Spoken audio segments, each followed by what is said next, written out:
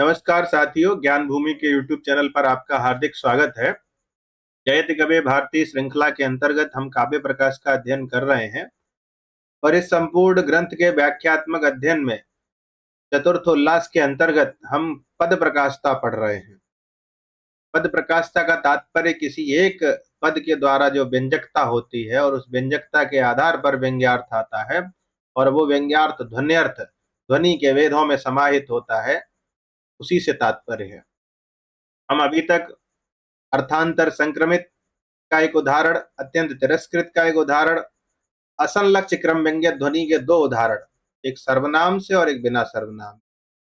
उसके बाद शब्द शक्तिद्भव ध्वनि के दो उदाहरण, वस्तु ध्वनि और अलंकार ध्वनि, 5 उदाहरणों को स्पष्ट रूप से समझ चुके हैं कि उनमें किस प्रकार पद प्रकाशता हुई थी। पुनः बात आ जाती है अर्थ शक्तिद्भव पर, क्योंकि इससे पहले आपने 18 भेद जो पढ़े हैं ध्वनि के, उन 18 भेदों में जो केवल अर्थ शक्तिद्भव है, उभय शक्तिद्भव ध्वनि, वही केवल उसकी पद प्रकाशता नहीं होती है। बाकी जो 17 भेद हैं उनकी पद प्रकाशता भी होती है और वाक्य प्रकाशता भी। तो अब जो हम विषय पढ़ने जा रहे हैं, एक सेकंड थोड़ा इसको सही कर लेते हैं। हाँ, तो हम बात कर रहे थे पद प्रकाशता की। वाक्य प्रकाशता बता दी गई है, 18 भेदों की वाक्य प्रकाशता स्पष्ट कर दी गई है। अभी जो बात हो रही है वो पद प्रकाशता की है और उसमें भी अर्थ शक्तिद्भव ध्वनि के 12 भेद को हम समझेंगे। सबसे पहले स्वतः संभवी के 4 भेद। 4 भेद वही हैं जो वाक्य प्रकाशता में हुए, लेकिन वहां पूरा वाक्य पद्य था, उसका पूरा वाक्य हमें अर्थ बता रहा था। यहाँ क्या होगा, यहाँ वाक्य से नहीं, वाक्य तो सहायक के रूप में कार्य करेगा ही, लेकिन प्रधानता किसी एक पद की होगी। ये विषय आपके लिए निश्चित रूप से अरुचिकर हो सकता है, क्योंकि हमारे गुरुजन कहते हैं कि यहाँ तक पढ़ते पढ़ते छात्र में व्युत्पत्ति आ जाती है और व्युत्पत्ति आने के बाद इसके आगे का पाठ चलता नहीं है, फिर जो कठिन स्थल हैं उनको बताया जाता है। लेकिन हम ये वाली धारणा को ध्यान में करके छोड़ तो सकते नहीं। हमें क्या करना है, हमें तो पढ़ना है। पढ़ना है तो फिर कोई भी अंश न छूटे, इसका भी ध्यान रखना है। इसलिए भले ही ये वीडियो बढ़ रहे हैं चतुर्थ उल्लास को खत्म करते करते, लेकिन बढ़ने दीजिए। कितना बढ़ेंगे? ऐसे हमारा लक्ष्य था कि 10-10 वीडियो पे एक उल्लास समाप्त हो जाएगा। छोटे जो उल्लास हैं वो 2-3 वीडियो में भी खत्म होंगे, तो 100 वीडियो में ये खत्म होने की संभावना थी, लेकिन होगा नहीं। ग्रंथ जो है वो बहुत बड़ा है और इसको खत्म करने में कितने वीडियो बनेंगे इसकी कोई कल्पना नहीं की जा सकती। बस खत्म करना है। कालो क्या उत्पत्स्यते ही मम कोपि समान धर्मा, कालो ही अयम निरवधि विपुला च पृथ्वी। इस मानसिकता को ध्यान में रखते हुए कोई तो पढ़ेगा, ऐसी अवधारणा को ध्यान में रखते हुए काव्य प्रकाश का निरंतर अध्ययन चलता रहेगा। जब समय मिलेगा काव्य प्रकाश का अध्ययन होता रहेगा। अभी हम स्वतः संभवी के 4 भेद पढ़ते हैं उदाहरण सहित। क्या लिखा है आचार्य मम्मट की, क्या दृष्टि है, उसको समझने के लिए हमको सीधे अपने पीपीटी पर चलना चाहिए। आचार्य मम्मट, स्वतः संभवी वस्तुना वस्तु ध्वनि पद प्रकाशता, ये ऊपर लिखा है। ये मैंने लिख लिया है ताकि आपको समझने में थोड़ी सरलता हो कि ये स्वतः संभवी नामक जो अर्थ शक्तिद्भव का भेद है, उसमें वस्तु से वस्तु ध्वनि की बात की गई है, वो भी किसमें? पद प्रकाशता में। ये पद है, इसमें कोई सखी अपनी सखी से कह रही है, सखी अपनी सखी से कह रही है। प्रसंग समझ लेना चाहिए आपको, नहीं तो श्लोक समझ में नहीं आएगा। कोई स्त्री है जो किसी पर पुरुष के साथ रमण की, वैसे तो वृत्ति में आगे लिखा है, लेकिन वहां तक जाएंगे आप तो श्लोक का अर्थ ही नहीं लगेगा। अर्थ लगाने के लिए प्रसंग को पहले समझ लेना चाहिए। यह है कि किसी नायिका ने उपपति से संभोग किया और उस संभोग को छिपाने के लिए क्या कर रही है, स्नान कर डाला। यह देखकर रहस्य को समझने वाली कोई विदग्ध स्त्री या विदग्ध सखी उससे कह रही है। क्या कह रही है? कि सायं स्नानम उपासितम, सायंकाल को तुमने क्या किया? स्नानम उपासितम, स्नान कर डाला। और क्या? मलये मलयजेन अंगम समालेपितम, मलयज कहते हैं जो मलय पर्वत पर उत्पन्न हो।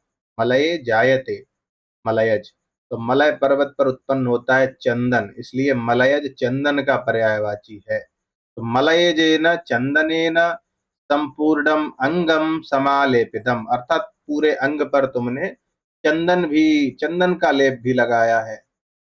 और क्या है? यातोस्ताचल मौलि मंबल मणि, यातोस्ताचल मौलि मंबरमणि विश्रब्धमत्रागति। यातः, कह यातः, अंबर मणि ही यातः, अंबर मणि कहते हैं, अंबर मतलब होता है आकाश, और आकाश का मणि कौन है? सूर्य।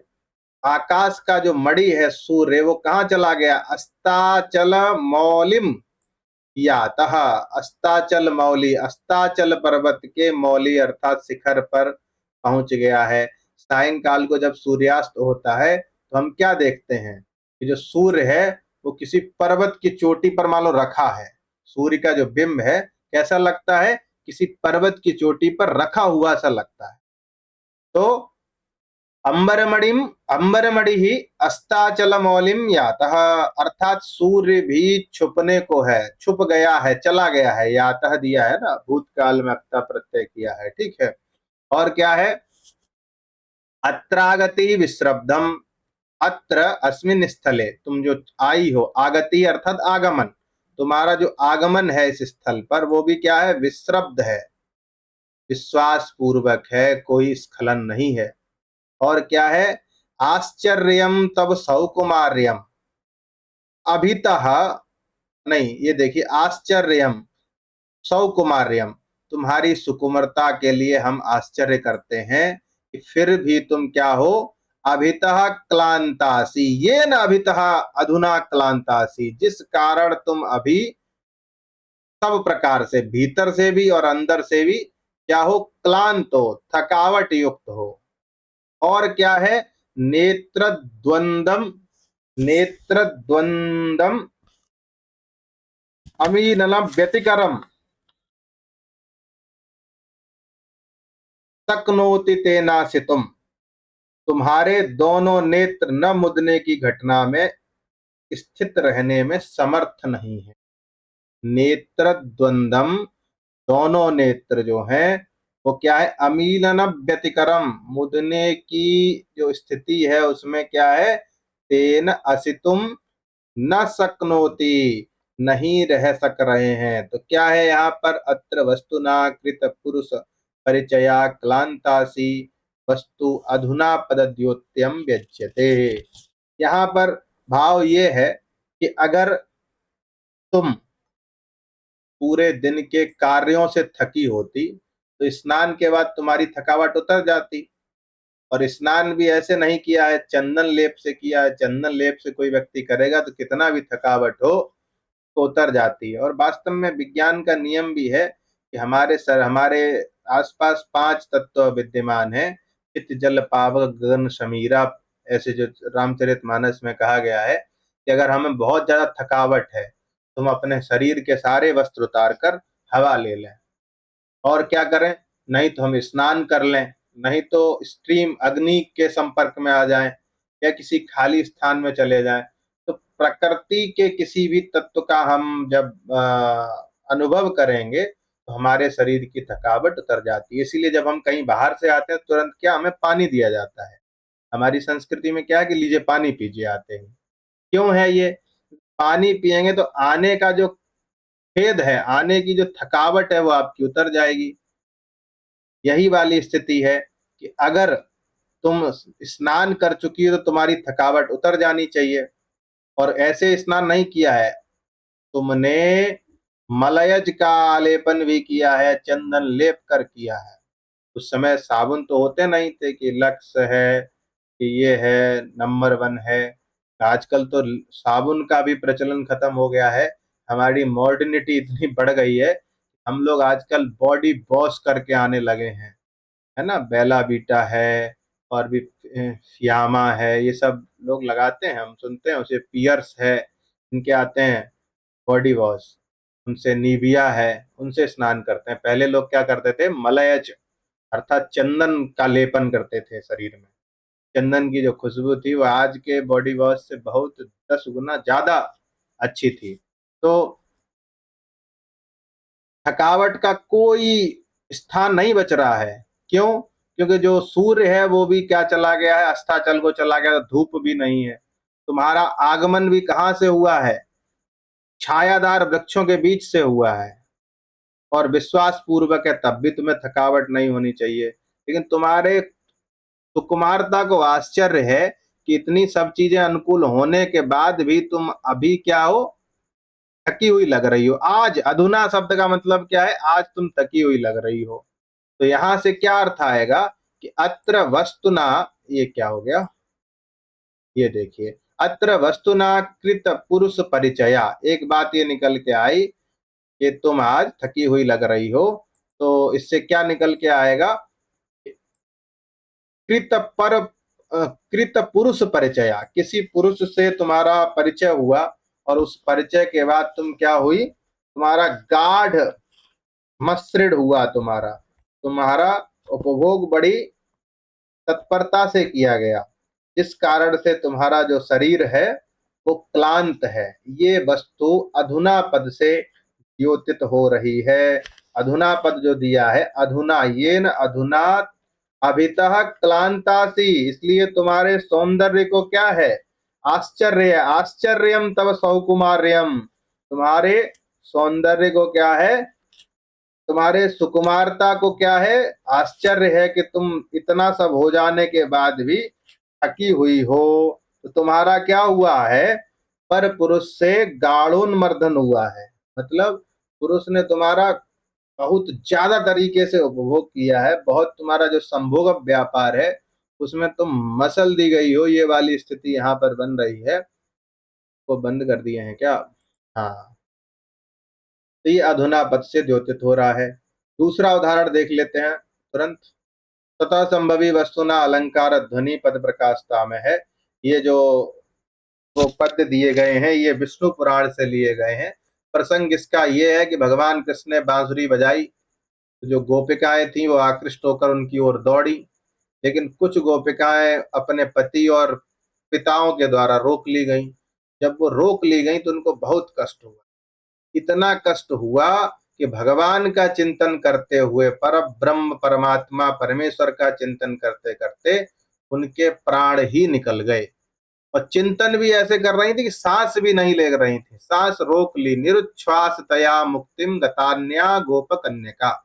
पूरा श्लोक पढ़ लेते हैं ऊपर से, तो प्रसंग समझ में आ गया आपको विष्णु पुराण का, कि भगवान कृष्ण बांसुरी बजाए, गोपिकाएं उनकी ओर भागी। कुछ गोपिकाएं पिता और पति की परतंत्रता के कारण नहीं जा पाई, तो उनको बहुत दुख हुआ।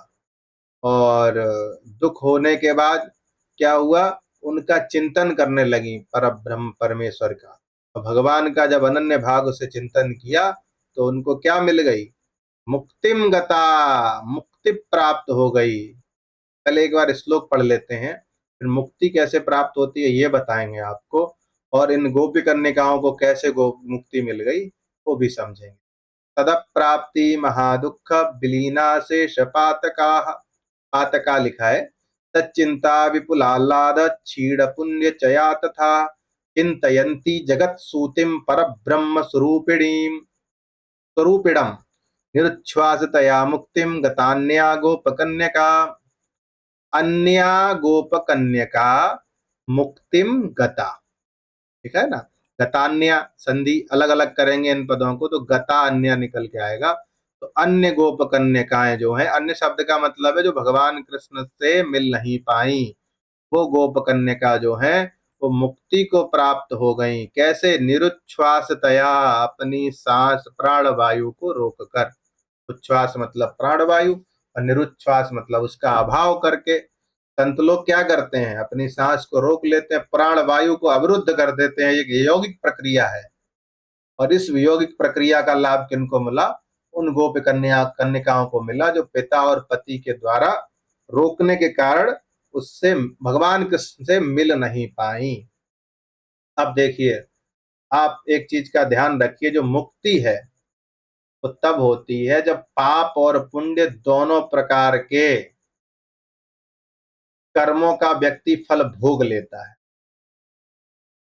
पाप किए हैं तो पाप का फल भोगना पड़ेगा, और पुण्य किए हैं तब भी फल भोगना पड़ेगा।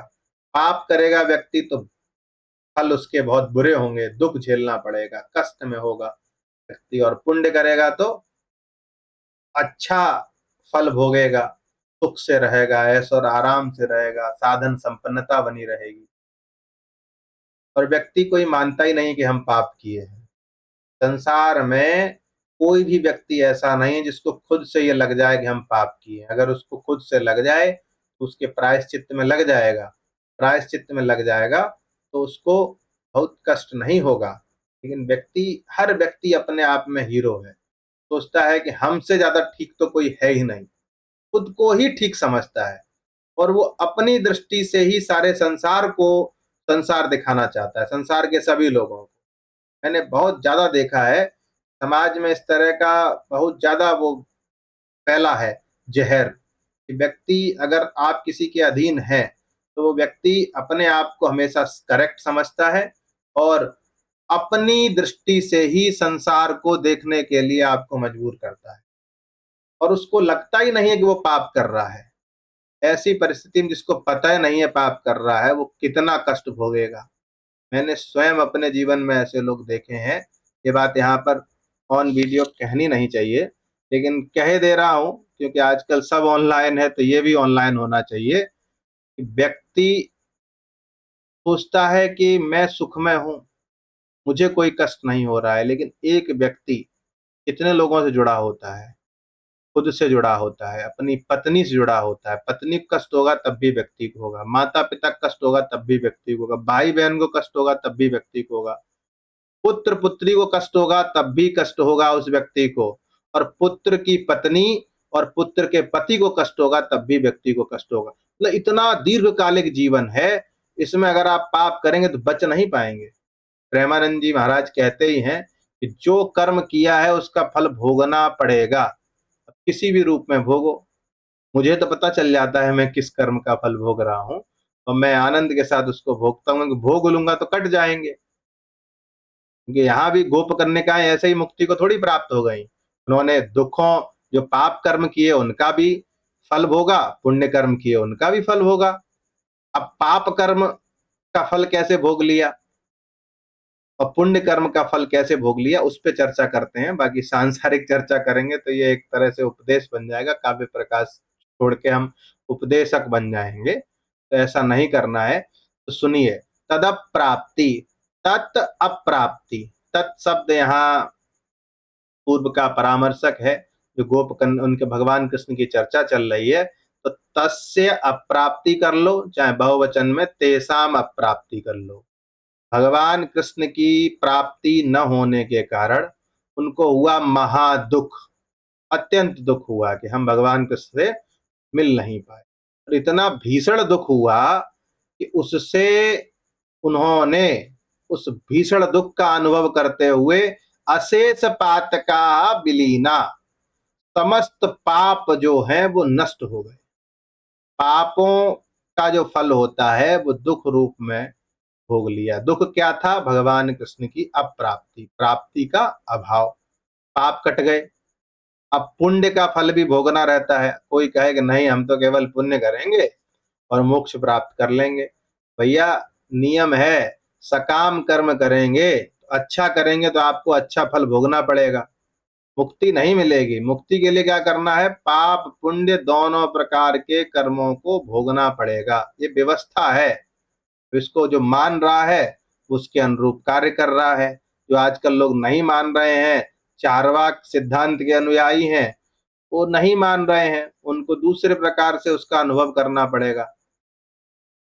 तो पाप का फल कैसे भोग लिया? भगवान कृष्ण की अप्राप्ति में महा दुख का अनुभव करके। और भगवान तच्चिंता विपुलालाद चीड़ पुण्य चया तथा तच्चित्ता तेषां चिंता। भगवतः कृष्णस्य चिंतनम तच्चिंता, भगवतः कृष्णस्य चिंतनम यत् कृतं तैः तेन किम अभवत्। उन गोप कन्यकाओं ने भगवान कृष्ण का चिंतन किया, उससे क्या हुआ कि समस्त आनंद विपुल आह्लाद का अनुभव कर लिया। आह्लाद मतलब होता है आनंद, आनंद का विपुल आह्लाद, जिसको मतलब नापा नहीं जा सकता, ऐसा आह्लाद। उससे क्या हो गया? पुण्य चया छीड़ाहा, पुण्यों का जो समुदाय था वो छीड़ हो गया, नष्ट हो गया। तो पाप पुण्य दोनों जब छीड़ हो जाते हैं तो व्यक्ति को क्या मिलती है? मुक्ति। तो अन्य गोप कन्यका परब्रह्म स्वरूपिणम जगत सूतिम चिंतयंती निरुच्छ्वासतया मुक्तिम गता। अन्य गोप कन्यकाएं परब्रह्म स्वरूपी भगवान कृष्ण का, कैसे? भगवान कृष्ण जगत सूतिम, संसार का निर्माण करने वाले, उनका चिंतन करती हुई प्राणवायु को रोककर अवरुद्ध कर यौगिक सिद्धांत के अनुसार मुक्ति को प्राप्त हो गई। अब यहाँ पर किस प्रकार यहाँ पर वस्तु से अलंकार ध्वनि है, इसको समझ लेते हैं। यहाँ आचार्य ने लिखा है, अत्र जन्म सहस्रई उपभोक्तव्यानि दुष्कृत सुकृत फलानि। दुष्कृत मतलब पाप कर्म और सुकृत मतलब पुण्य कर्म। इनके जो फल होते हैं वो बहुत सारे जन्म सहस्रई, अनेक जन्म लेने पर भोगे जाते हैं। लेकिन गोप कन्यकाओं ने क्या किया? वियोग दुख चिंतना लादाभ्याम, वियोग भगवान कृष्ण का अभाव और वियोग से भोग लिया दुख, और चिंतन से आनंद का अनुभव कर लिया। तो ये सब सेकंड में अनुभूतानि इत्युक्तम। एवं च अशेष चय पद द्योते अक्षयोक्ति, अशेष पद से और चय पद, अशेष पद जो पताका अशेष दिया है वहां पर अशेष पद से, और पुण्य चया में जो चय पद दिया है, इन दो पदों से अक्षयोक्ति अलंकार होता है। अक्षयोक्ति अलंकार कहाँ होता है? आपको पता है, निगिर्याद्यवसानंतु प्रकृतस्य परेड़यत्, जहाँ प्रकृतस्य अर्थात उपमेय का उपमान के द्वारा निगीरण हो जाता है उसको कहते हैं अक्षयोक्ति अलंकार। अक्षयोक्ति अलंकार का ये स्थल है। यहाँ पर क्या हुआ? अशेष पातकों के द्वारा महादुख विलीन हो गए, तो अशेष पातक हो गया उपमान और महादुख हो गए उपमेय। इसी तरह क्षीण पुण्य चय क्या हो गया? यहाँ पर उपमान, और विपुल आह्लाद हो गया उपमेय। तो एक दूसरे के द्वारा निगीरण हो गया, मतलब उसका अधिगमन कर लिया, जिसके कारण यहाँ दो अक्षयोक्तियां बन रही हैं, और दोनों ही एक बार अशेष पद के बल से, दोबारा चय पद के बल से स्थिति बन रही है। इसलिए अक्षयोक्ति अलंकार यहाँ पर स्पष्ट होता है, और वो भी वस्तु से अलंकार ध्वनि का है, वस्तुना अलंकार ध्वनि। दूसरा उदाहरण, तीसरा उदाहरण देख लेते हैं, स्वतः संभवी अलंकारेण वस्तु ध्वनि।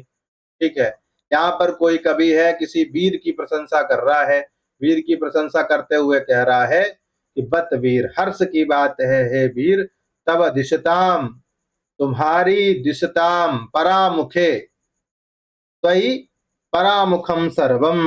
ठीक है, क्या मतलब है? तो तुम्हारे, जब तुम, तव दिशताम, तुम्हारी जो शत्रुता है, तुम्हारे जो शत्रु हैं उनके प्रति तुम परामुख हो जाते हो, मतलब तुम अगर अपनी आंखें टेढ़ी कर लेते हो, उनसे नाराज हो जाते हो या उनको विनाश करने का सोच लेते हो, तो उनके लिए सर्वम परांगमुखम भवति, संसार पूरा परांगमुख हो जाता है। जिस पर तुम्हारी टेढ़ी नजर होती है उससे पूरे संसार की टेढ़ी नजर हो जाती है, मतलब पूरा संसार उसको हे दृष्टि से देखने लगता है। व्यक्ति की बात नहीं कर रहा हूं, प्रकृति की बात कर रहा हूं। ऐसा कभी प्रशंसा करते हुए लिख रहा है, कह रहा है क्षणदा असौ अक्षणदा। क्षणदा मतलब होती है रात्रि, वो कैसी हो जाती है? अक्षणदा हो जाती है। वनम अवनम, वन मतलब होता है जंगल, जंगल कैसा हो जाता है? अवन हो जाता है। व्यसनम अभ्यसनम, व्यसन मतलब क्या होता है? व्यापार, कुछ कर्म करते रहना, वो कैसा होता है? अभ्यसन हो जाता है। विरोध लग रहा है, विरोधा या अविरोधोपि विरुद्धत्वेन यद वचः, विरोधाभास अलंकार का लक्षण है ये। अर्थात विरोध अलंकार वहां होता है जहाँ विरोध न होने पर भी विरोध सा प्रतीत हो। अब विरोध तो बता दिया, अब विरोध का परिहार कैसे होगा भैया, तो देख लेते हैं। तो यहाँ पर कुछ शब्द दिए हैं, क्या है, छड़दा और अछड़दा। तो एक छड़दा का मतलब होता है रात्रि, और छड़दा का मतलब होता है सुख, आनंद। तो रात्रि जो है वो आनंद भोगने के लिए होती है, लेकिन शत्रुओं के तुम परांगमुख हो गए हो। अब वो रात भर जागते हुए क्या कर रहे हैं, डर के मारे इधर से उधर भाग रहे हैं, और क्या कर रहे हैं, बनम अवनम। तो छड़दा जो हो गई वो अछड़दा हो गई, रात्रि जो हो गई आनंद देने वाली नहीं हो गई, वो सुख देने वाली नहीं रही, दुख देने वाली हो गई। तो विरोध का परिहार हो गया। बनम अवनम, बन क्या हो गया, अवन हो गया, जंगल जो है। अवन का मतलब होता है यहाँ पर आश्रय, तो जंगल ही जिनका आश्रय बन गए, विरोध का परिहार हो गया। व्यसन मतलब होता है व्यवसाय, अब व्यसन मतलब होता है भेड़ों का व्यापार। तो व्यवसाय उनका क्या हो गया कि भेड़ों को ही वो बेचने लगे। इतने गरीब हो गए बेचारे कि भेड़ें बेचने पड़ रही हैं। भेड़ जानते हैं, जिसके सफेद बाल होते हैं उसको भेड़ कहते हैं, बकरी की तरह होता है। आप लोग अब क्या देखेंगे, मेट्रो सिटी में रह रहे होंगे, लेकिन होता है। गांव में आप गए होंगे तो आपने देखा। संस्कृत के विद्यार्थी प्रायः जानते हैं, क्योंकि वो ग्रामीण पृष्ठभूमि से ही होते हैं। ठीक है, तो ये स्थिति बन रही है यहाँ पर कि तुम्हारी दुष्टताम, अर्थात तुम्हारी तुम जब शत्रुओं के विपरीत होते हो, सब कुछ शत्रुओं के विपरीत हो जाता है। अब यहाँ पर देख लेते हैं, अत्र शब्द शक्ति मूल विरोधांगेन अर्थांतरन्यासेन। शब्द शक्ति मूल क्या है, तो शब्द शक्ति मूल मतलब जो अविधेय है, अविधा वृत्ति जन्य जो विरोध अलंकार है ना, उस विरोध का अंग क्या है, अर्थांतरन्यास। अर्थांतरन्यास अलंकार से विधिरपि त्वाम अनुवर्तते, विधाता है वो भी तुम्हारा अनुसरण करने लगता है, इतनी तुम्हारी वीरता है। इसीलिए तुम्हारे परांगमुख होने पर सर्व कुछ परांगमुख हो जाता है, रात्रि भी, वन भी, और व्यवसाय व्यापार भी परांगमुख हो जाता है। इति सर्वपद द्योत्यम वस्तु। ये सर्वपद, सर्वपद कहाँ दिया है, सर्वम, इससे व्यंजित हो रहा है। अब यहाँ पर आप ये मत कहिए कि विरोधालंकार से अर्थांतरन्यास व्यंजित हो रहा है, तो अलंकार से अलंकार ध्वनि भी मान लीजिए। नहीं भैया, यहाँ पर विरोध अलंकार क्या है, विरोध अलंकार अर्थांतरन्यास का अंग है, अंगांगी भाव है, और दोनों वाच्य हैं। शब्द शक्ति मूल लिखा है, अर्थात वाच्य वृत्ति से आलिंगित हैं, इसलिए व्यंजित नहीं माना जा सकता कि विरोध से अर्थांतरन्यास मानकर यहाँ पे अलंकार से अलंकार ध्वनि कर लो। यहाँ पर विरोध का अंगभूत जो अर्थांतरन्यास अलंकार है, उससे वस्तु व्यंजित हो रही है कि विधाता भी तुम्हारा अनुगमन करता है, इतने बड़े वीर हो तुम, और ये सर्वपद द्योत्यम वस्तु है, सर्वपद से ये आ रहा है। लास्ट उदाहरण देख लेते हैं आज की वीडियो का, ना 28 मिनट हो गया है, आगे देख लेते हैं क्या लिखा है। स्वतः संभवी अलंकारेण अलंकार ध्वनि। स्वतः संभवी का मतलब तो पता ही है, जो लोक में प्रसिद्ध होता है। पद प्रकाशता बता रहे हैं, एक अलंकार से दूसरा अलंकार व्यंजित होगा। क्या है प्रसंग कि कोई स्त्री है, नया नया शादी हुआ है उसका। अब जो नया नया शादी करेगी वो रात भर रमण तो करेगी ही, तो उसने रात भर रमण किया।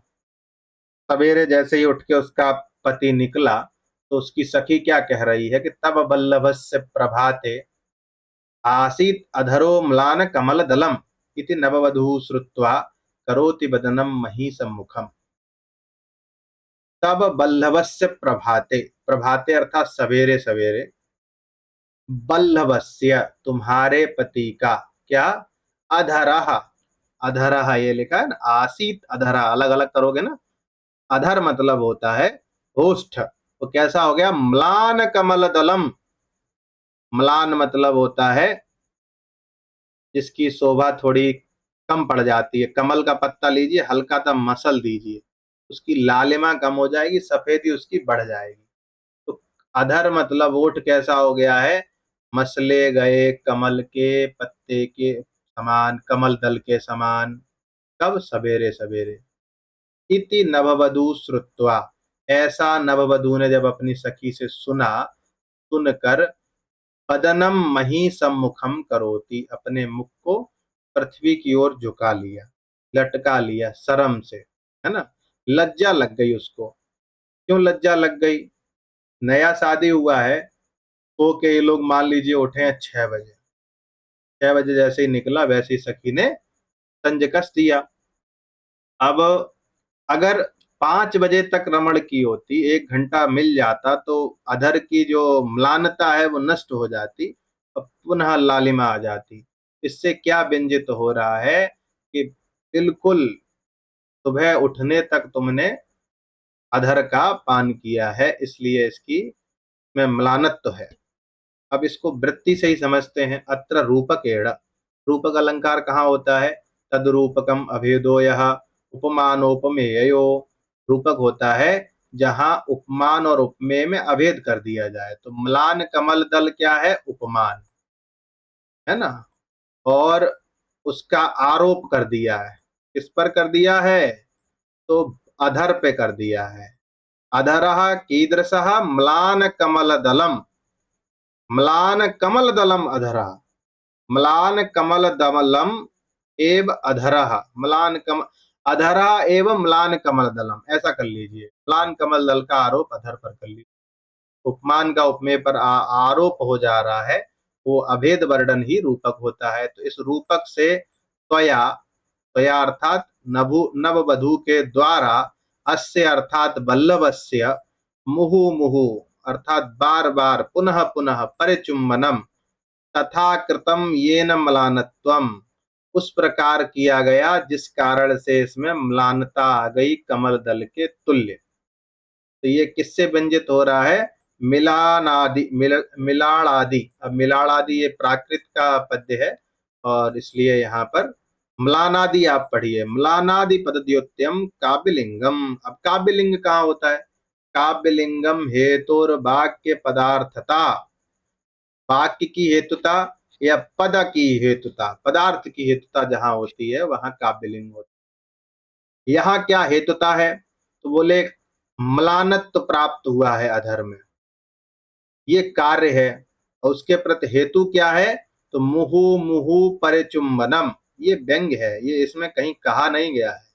इसलिए रूपक के द्वारा त्वया अस्य मुहु मुहु परिचुंबनम, ये हो गया हेतु वाक्य। और वाक्य की हेतुता बनकर कार्य क्या हुआ? येन म्लानत्वम, अधरस्य म्लानत्वम। अतः अत्र मिलाड़ादि अर्थात म्लानादि पदद्योत्यम काव्यलिंगम। तो वाक्य की हेतुता से यहाँ पर काव्यलिंग पूरा व्यंजित हो रहा है। किससे? रूपक से। अलंकार से अलंकार ध्वनि बन रही है। और कुल कहानी, कुल चमत्कार जो है वो किस पे डिपेंड है? म्लान कमल दलम इत्यादि जो पद पद दिया है उस पर आधारित है। इसलिए यहाँ पर पद प्रकाशता है स्वतः संभवी नामक भेद में, अलंकार से अलंकार ध्वनि। अब कमल दल जिस प्रकार म्लान होता है उस प्रकार अधर की म्लानता होती है, ये लोक में सिद्ध है, इसीलिए स्वतः संभवी है। तो ये चारों उदाहरण जो आपको बताए गए ये स्वतः संभवी के थे। इन उदाहरणों को आप अच्छे से पढ़िए, इससे आपको स्वतः संभवी का बोध हो जाएगा। और ये थोड़ा सा जो ये पाठ्यक्रम में थोड़ा सा ये थोड़ा डीप है, इससे जब प्रश्न बनेंगे तो जो पढ़ेगा वही कर पाएगा, जो ऊपर ऊपर से पढ़ेगा वो नहीं कर पाएगा। चाहे वो पाठ्यक्रम आधारित व्याख्यात्मक प्रश्न हो या ऑब्जेक्टिव जो परीक्षा में पूछे जाते हैं। अब जैसे ये पद्य रख दिया, तब वल्लभस्य प्रभाते, एक बार देख लेते हैं कैसे प्रश्न बनेगा, जिससे आपका इंटरेस्ट बना रहे। सबसे पहले एक प्रश्न बनेगा कि सायं स्नानम उपासितम इत्यादि पद्य में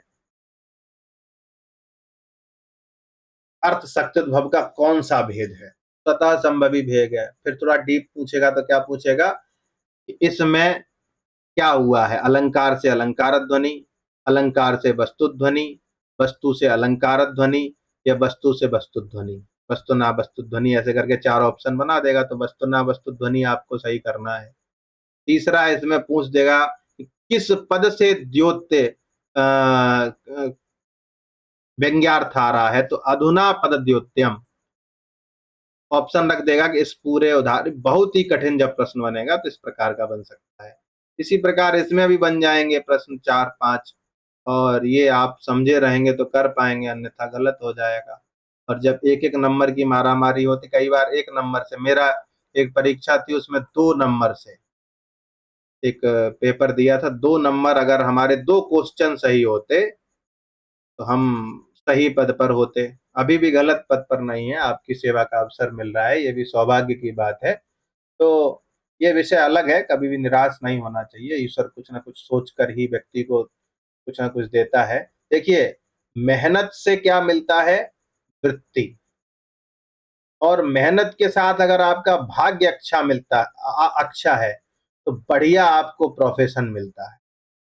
मेहनत करिए, उससे वृत्ति मिल जाएगी। वृत्ति का मतलब है कोई नौकरी मिल जाएगी, चाहे वो प्राथमिक विद्यालय में हो या कहीं भी हो। और अगर आपका भाग्य अच्छा होगा, तो आपको ऐसा पद मिलेगा जिस पद के लिए आप हैं। मेहनत भी करिए और ईश्वर की प्रार्थना करके, सत्कर्म करके अपना भाग्य को सुधारिए। निश्चित रूप से सफलता मिलेगी। पढ़ते रहिए। हमारे गुरुजी बार-बार एक बात कहते थे कि विद्या जो है वो कभी बंध्या नहीं होती। अगर आप श्रद्धापूर्वक पढ़ेंगे, तो इसमें वो सामर्थ्य है जो किसी और में नहीं है। विद्या के विषय में भी कहा तो कहे न चौरहार्यम न भ्रातृभाज्यम न च भारकारी व्यये कृते वर्धते एव नित्यम विद्या धनम सर्वधनम प्रदानम।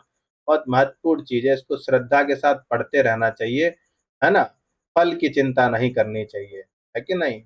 कर्मण्येवाधिकारस्ते माँ फलेषु कदाचन। उसमें भी कहा गया है उपनिषद में, तेन त्यक्तेन भुंजीथा माँ गृधा कस्यचित् धनम। वो भी कर्म के प्रति उदासीनता की बात कर रहा है। विनोबा भावे भी कहते थे, कर्म में आनंद है, फल में नहीं। तो आप विद्या का उपसेवन करिए।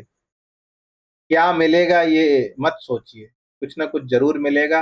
और ऐसा मिलेगा जो आपके जीवन को व्यवस्थित रखेगा।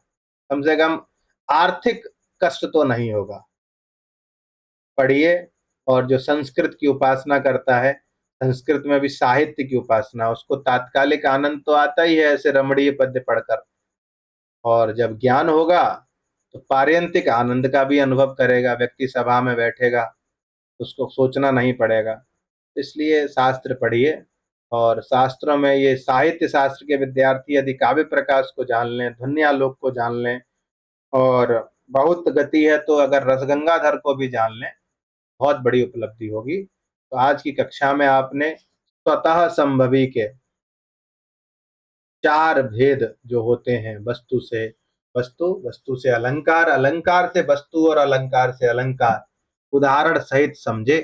मुझे लगता है आज की कक्षा से आप पद प्रकाशता में जो अर्थ शक्त्युद्भव का स्वतः संभवी भेद है और उसके जो 4 उपभेद हैं, उसको आप किसी को बता पाएंगे।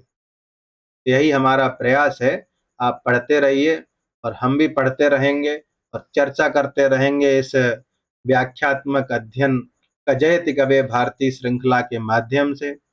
काव्य प्रकाश चलता रहेगा, आप जुड़े रहिए। आपको ठीक लग रहा है तो हमको बताइए कि हाँ ठीक है। कैसे बताएंगे? वो कमेंट वमेंट कुछ किया जाता है, टेक्नोलॉजी का तो हमको बहुत विशेष ज्ञान है नहीं। इन कमेंट बताइए, कमेंट हम पढ़ते हैं।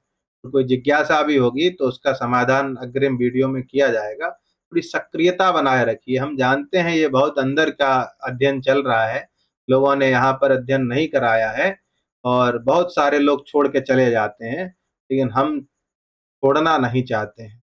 और हम तभी नहीं छोड़ेंगे अगर आप नहीं छोड़ेंगे, कि आपकी अभिरुचि के अनुरूप ही तो अध्यापन हो रहा है। यदि आप ही उदासीन हो जाएंगे, तो फिर हमारी उदासीनता तो स्वाभाविक है।